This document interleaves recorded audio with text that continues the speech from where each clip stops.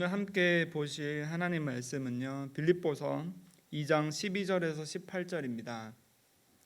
빌립보서 2장 12절에서 18절 함께 보시면서 제가 대표로 봉독해 드리도록 하겠습니다.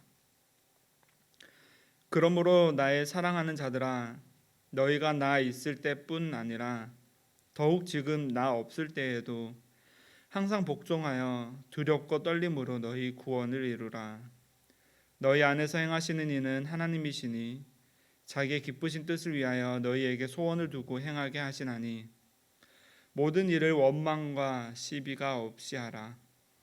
이는 너희가 흠이 없고 순전하여 어그러지고 거스르는 세대 가운데서 하나님의 흠 없는 자녀로 세상에서 그들 가운데 빛들로 나타내며 생명의 말씀을 밝혀 나의 다름질이 헛되지 아니하고 수고도 헛되지 아니하므로 그리스도의 날에 내가 자랑할 것이 있게 하려 함이라. 만일 너희 믿음의 재물과 섬김 위에 내가 나를 전제로 드릴지라도 나는 기뻐하고 너희 무리와 함께 기뻐하리니 이와 같이 너희도 기뻐하고 함께 나와 함께 기뻐하라.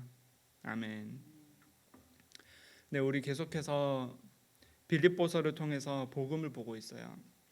정확하게는 빌립보서에서 바울을 통해서 하나님께서 하시는 말씀을 우리가 보는 건데, 하나님께서는 이 빌립보 교회를 통해서 함께 하나됨, 그리고 복음 안에서 통일된 마음으로 그 하나님이 원하시는 사역에 동참하기를 계속해서 격려하고 있는데요. 그 격려를 하면서 바울을 통해서 하나님이 계속해서 알려주시는 것은 겸손의 모범이신 예수 그리스도, 그 겸손을 따라서 우리가 나아갈 때 우리가 하나가 될 수 있다는 거예요. 또 그 복음을 전하는 일에 있어서 분명히 고난이 있을 테지만 안으로나 밖으로나 이제 우리에게 오는 그 고난 가운데서도 우리가 겸손의 모범이신 예수 그리스도를 따라가다 보면 우리가 하나 될 수 있고 그 고난마저도 우리의 기쁨으로 받아들일 수 있다고 하는데요.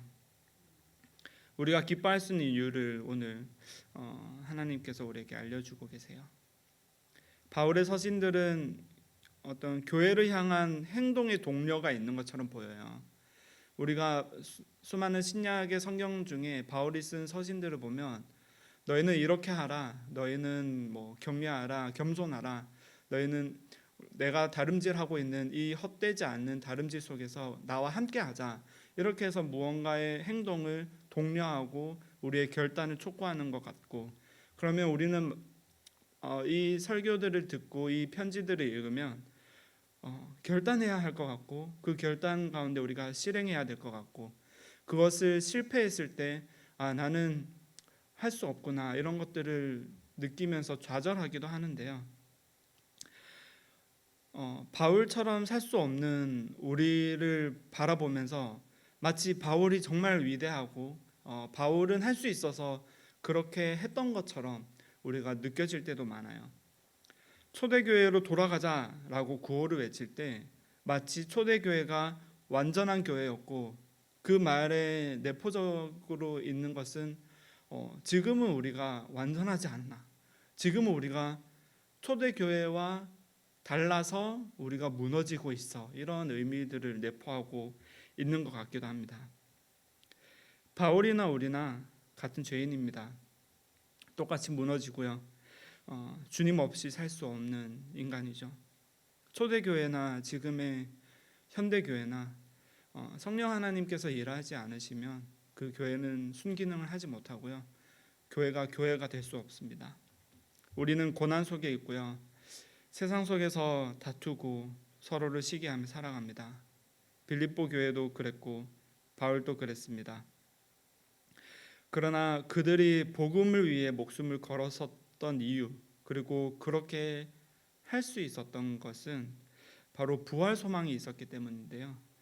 그리스도의 날을 바라보자라고 수없이 신약 성경에 나오는데, 그 신약에 실제로 그들이 생각할 땐 그리스도의 날이 얼마 남지 않았다, 우리 눈에 봤던 것처럼 그리스도께서 올라가셨던 것처럼 다시 오실 거야, 이 땅을 통치하실 거야, 이 땅에 다시 와서 하나님의 나라를 이루실 거고 우리는 그것을 기뻐함으로 달려갈 거야 라는 부활 소망이 우리에게 있었기 때문에 그들은 그 부활 소망이 당장 눈앞에 잡혀지는 것처럼 여겼다는 거예요.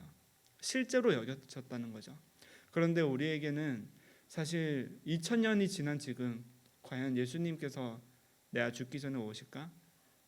내가 죽었을 때 만나는 예수님 그 외에 어떤 더 강력한 임재의 현장으로서 예수님께서 지금 우리에게 오실 수도 있어 하는 어떤 경각심과 그런 실제에 대한 믿음이 우리에게는 부족하다는 거죠. 오늘 바울은 복종하라고 명령하면서 우리에게 시작합니다. 12절입니다. 항상 복종하여 두렵고 떨림으로 너희 구원을 이루라. 복종하여 두렵고 떨림으로, 그러니까 우리 스스로를 겸손히 내려놓으라는 건데요. 바로 앞서 말했던 내용, 예수 그리스도께서 겸손의 모범이자 또 순종의 모범 되신 것을 기억하게 합니다. 우리가 항상 가져야 할 자세, 우리의 기본 포지션이 바로 이것이에요. 복종하여 두렵고 떨림으로. 그 어떤 복종한다는 의미가 우리에게 좀 다르게 느껴질 수도 있는데, 겸손의 자세로 하나님이 주인 되시고 우리가 그 앞에 엎드리는 거예요. 하나님 앞에 엎드릴 때, 우리가 하나님을 만딱드릴 때, 우리 죄인인 우리가 나오는 첫 번째 반응은 바로 마태복음 3장 2절과 마태복음 4장 17절에서 침례 요한과 예수님이 똑같이 외쳤던 그것과 같아요. 회개하라, 천국이 가까이 왔느니라. 복종하라, 두렵고 떨림으로 구원을 이루라, 곧 회개하라. 그리고 우리에게 주시는 그 하나님의 사랑, 그 천국이 가까이 왔느니라 라고 이야기해요. 회개하라, 너희가 계속해서 고난을 받을 거야. 회개하라, 너희가 계속해서 두려워할 거야. 회개하라, 너희가 계속해서 불안한 상태로 있을 거야 라고 하는 것이 아니라 천국이 가까이 왔느니라. 하나님의 구원, 하나님의 사랑, 하나님의 나라가 임재하는 그 천국이 우리 코앞에 있다는 거예요.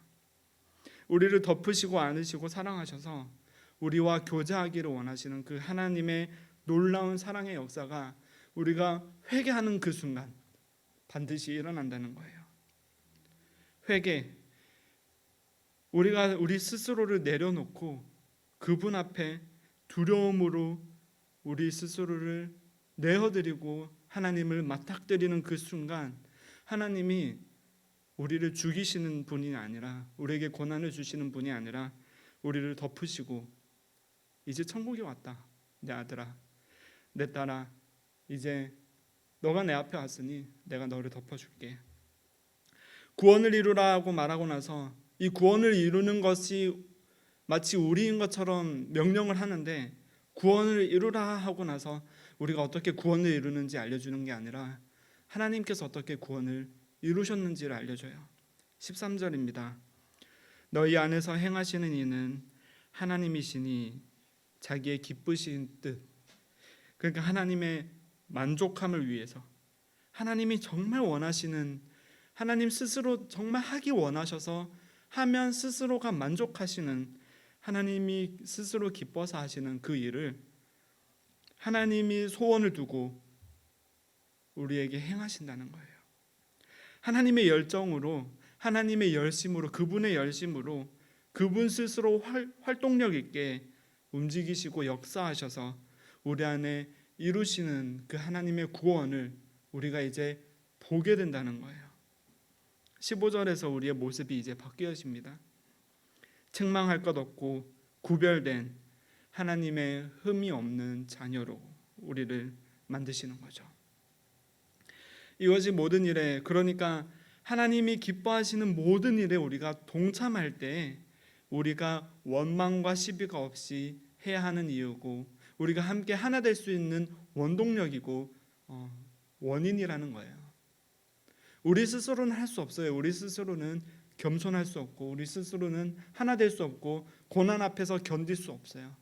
그런데 우리가 두렵고 떨림으로 하나님 앞에 섰을 때 하나님께서 우리를 덮어주시기 때문에, 하나님의 은혜와 하나님의 사랑으로 우리에게 그 힘을 주시기 때문에 우리가 이렇게 원망과 시비가 없이 나보다 남을 낮게 여기고 예수 그리스도의 본을 받을 수 있다는 거죠. 두렵고 떨림은 잠깐입니다. 이 땅의 고난은 잠깐입니다. 회개하라, 천국이 가까이 왔느니라. 곧 천국이에요. 곧 하나님 나라이고, 우리가 회개하며 나아갈 때 그 회개 가운데 그 두렵고 떨림과 그 어려운 그 피를 싸매는 그 시간들만 계속해서 견뎌내는 것이 아니라 즉시로 하나님은 우리를 덮으시고 이미 이루어 주신, 이미 완성하신 그분의 구원을 통해서 우리가 아닌 하나님 스스로 일하시면서, 당신이 일하시면서 우리를 하나님의 빛으로 드러내신다는 거예요. 바로 그분의 기쁨을 위해서, 그분의 만족을 위해서, 그리고 그러한 그 하나님을, 우리의 구원자 되신 그 하나님을 우리가 사랑하기 때문에 그분의 기쁨이 우리의 기쁨이 되고요, 하나님의 만족이 우리의 만족이 됩니다. 16절 보면요, 생명의 말씀을 잡으라고 되어 있어요. 하나님께서 우리를 통해 이루어 가실 텐데, 생명의 말씀을 밝혀라고 번역되어 있는 것이 원문에 보면 생명의 말씀을 잡고 그리스도의 날까지 나아가는 것처럼 묘사하고 있어요. 하나님께서 우리를 통해 이루어 가실 때 바로 그 생명의 말씀으로 우리와 함께 하신다는 거예요. 우리가 말씀 가운데서 지어져 가고 말씀 가운데서 하나 될 수 있는 이유죠. 우리와 동행하시고 우리에게 기쁨으로 채워주시는 거예요. 회개하라, 천국이 가까이 왔느니라. 여러분, 우리는 죄인입니다. 죄인이 판사 앞에 서면 받을 판결 때문에 두렵죠. 그리고 그 판결을 받으면 어떤가요? 그 결과는 참혹할 것입니다.